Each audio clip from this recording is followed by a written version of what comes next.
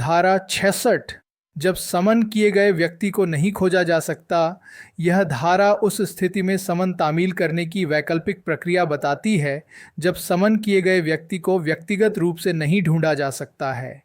जहां समन किए गए व्यक्ति को उचित सावधानी बरतने के बावजूद नहीं खोजा जा सकता है, तो समन उसके साथ रहने वाले उसके परिवार के किसी वयस्क सदस्य को एक डुप्लीकेट प्रति छोड़कर तामील किया जा सकता है।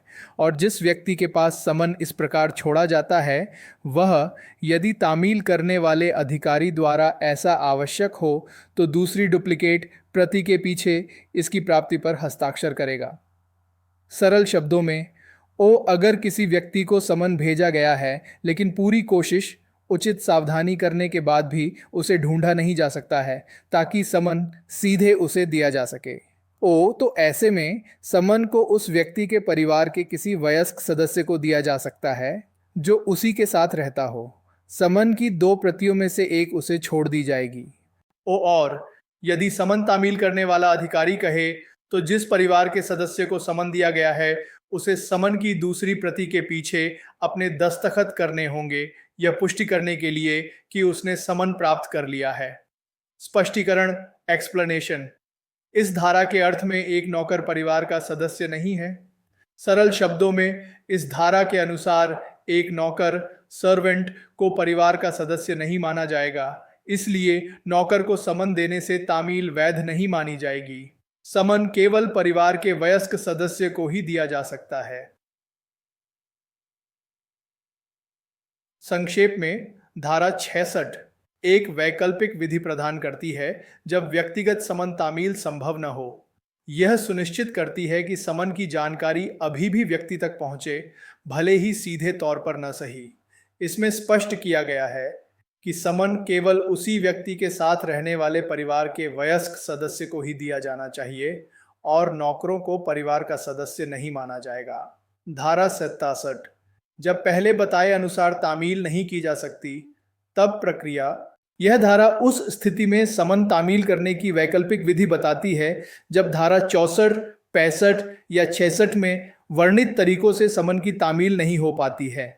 यदि धारा 64, धारा 65 या धारा 66 में प्रदान किए गए अनुसार उचित सावधानी बरतने के बावजूद तामील नहीं की जा सकती है, तो तामील करने वाला अधिकारी समन की 2 प्रतियों में से एक को उस घर या आवास के किसी प्रमुख हिस्से पर चिपकाएगा जिसमें समन किया गया व्यक्ति सामान्य रूप से रहता है, और उसके बाद न्यायालय ऐसी जांच करने के बाद जैसा वह उचित समझे या तो यह घोषित कर सकता है कि समन विधिवत रूप से तामील किया गया है, या ऐसे तरीके से नई तामील का आदेश दे सकता है जैसा वह उचित समझे।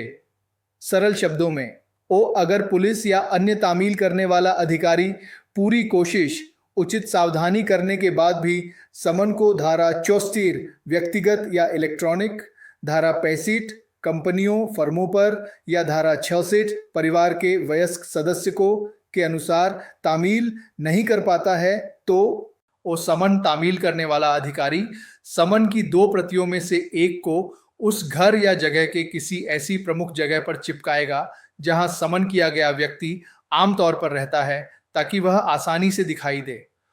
इसके बाद अदालत, कोर्ट इस मामले में अपनी तरफ से जांच करेगी, जैसे यह पता लगाएगी कि समन चिपकाया गया था या नहीं और क्या व्यक्ति को जानकारी मिली होगी। जांच के बाद अदालत या तो यह घोषित कर सकती है कि समन ठीक से तामील हो गया है, मानो व्यक्ति को मिल गया हो, या अगर अदालत को लगता है कि तामील सही नहीं हुई है तो वह किसी और तरीके से नया समन भेजने का आदेश दे सकती है जिसे वह उचित समझे। संक्षेप में, धारा 67 समन तामील के लिए एक अंतिम उपाय का प्रावधान करती है जब अन्य तरीके विफल हो जाते हैं।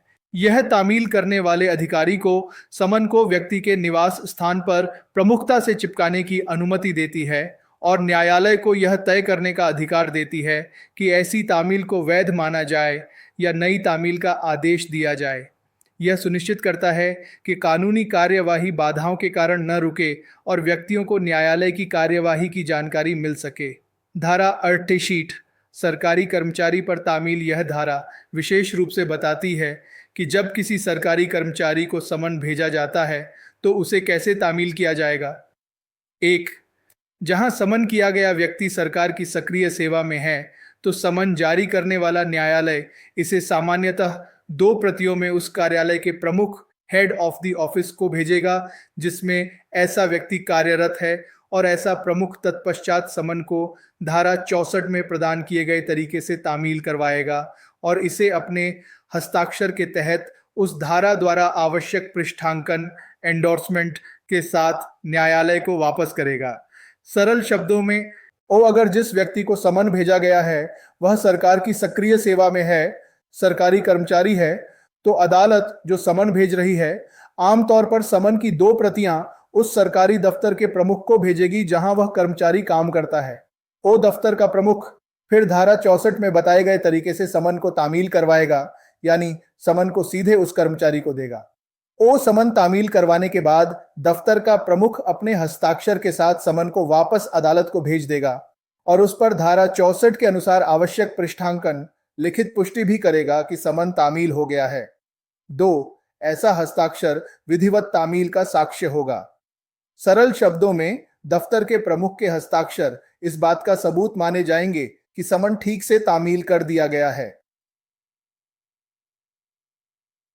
संक्षेप में, धारा 68 सरकारी कर्मचारियों पर समन तामील करने के लिए एक विशिष्ट और व्यवस्थित प्रक्रिया निर्धारित करती है।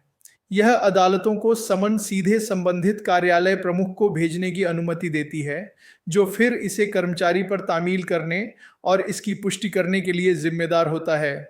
यह प्रक्रिया सरकारी कामकाज को बाधित किए बिना कानूनी प्रक्रियाओं का पालन सुनिश्चित करती है। धारा 79 स्थानीय सीमाओं के बाहर समन की तामील। यह धारा उस प्रक्रिया को बताती है जिसका पालन एक न्यायालय को करना चाहिए जब वह अपने अधिकार क्षेत्र से बाहर रहने वाले किसी व्यक्ति को समन भेजना चाहता है। जब कोई न्यायालय चाहता है कि उसके द्वारा जारी किया गया समन उसके स्थानीय अधिकार क्षेत्र लोकल जुरिस्डिक्शन के बाहर किसी स्थान पर तामील किया जाए, तो वह सामान्यतः ऐसे समन को दो प्रतियों में ऐसे मैजिस्ट्रेट को भेजेगा जिसके स्थानीय अधिकार क्षेत्र में समन किया गया व्यक्ति रहता है या मौजूद है, ताकि वहां तामील की जा सके।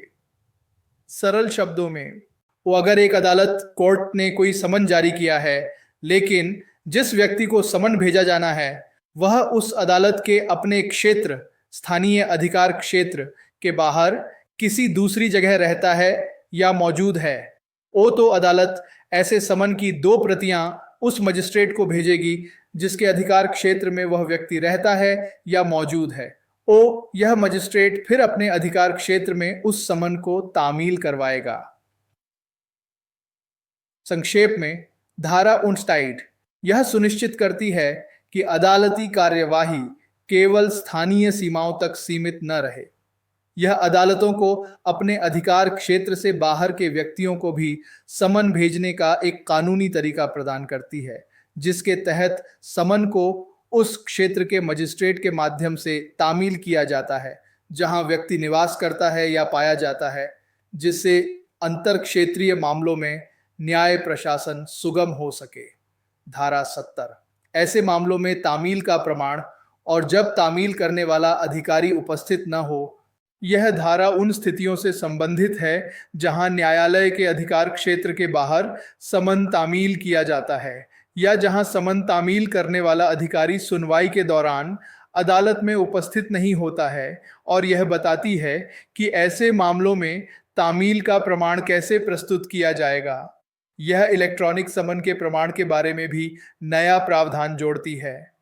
1. जब न्यायालय द्वारा जारी किया गया समन उसके स्थानीय अधिकार क्षेत्र के बाहर तामील किया जाता है, और किसी भी ऐसे मामले में जहां समन तामील करने वाला अधिकारी मामले की सुनवाई के दौरान उपस्थित नहीं है, तो एक शपथ पत्र एफिडेविट जिसे मजिस्ट्रेट के सामने बताया गया हो कि ऐसा समन तामील किया गया है, और समन की एक डुप्लीकेट प्रति जिस पर उसे प्राप्त करने वाले या जिसे दिया गया था या जिसके पास छोड़ा गया था व्यक्ति द्वारा पृष्ठांकन एंडोर्समेंट किया गया बताया गया हो। धारा 64 या धारा 66 में प्रदान किए गए तरीके से साक्ष्य में स्वीकार्य होगी और उसमें दिए गए कथन तब तक सही माने जाएंगे जब तक इसके विपरीत साबित न हो जाए।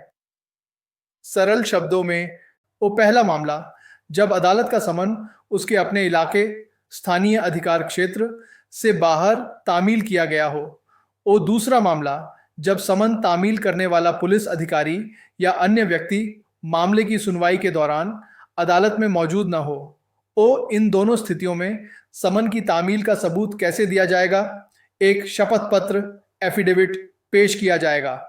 इस शपथ पत्र में यह लिखा होगा कि समन ठीक से तामील कर दिया गया है और यह शपथ पत्र मजिस्ट्रेट के सामने बनाया हुआ लगना चाहिए और साथ में समन की दूसरी प्रति डुप्लीकेट भी पेश की जाएगी। इस प्रति पर उस व्यक्ति के दस्तखत पृष्ठांकन होने चाहिए जिसे समन दिया गया था या जिसके पास छोड़ा गया था, जैसा कि धारा 64 या 66 में बताया गया है।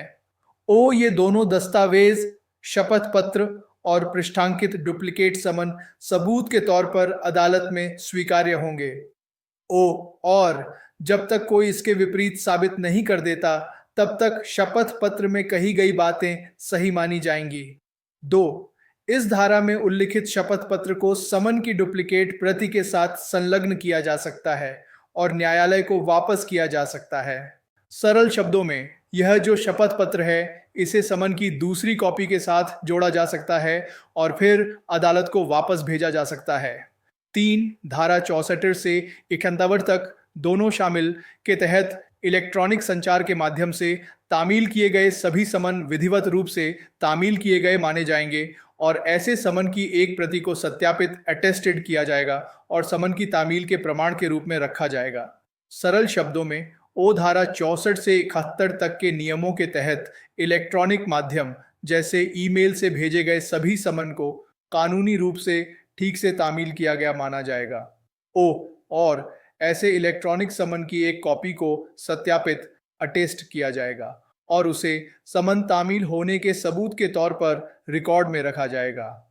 यह डिजिटल रिकॉर्ड को कानूनी वैधता प्रदान करता है।